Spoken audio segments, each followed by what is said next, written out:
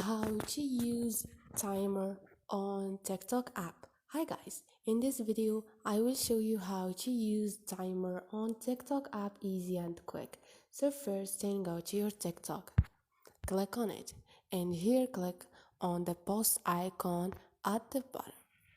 Now all you need to do is you have between those options timer, click on it, and here start, you choose 10 seconds, 3 seconds, whatever you want, you choose and click on start recording.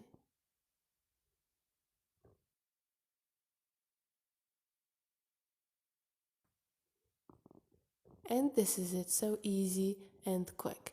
You can choose the speed of the video by click on those, and if you want to change video speed.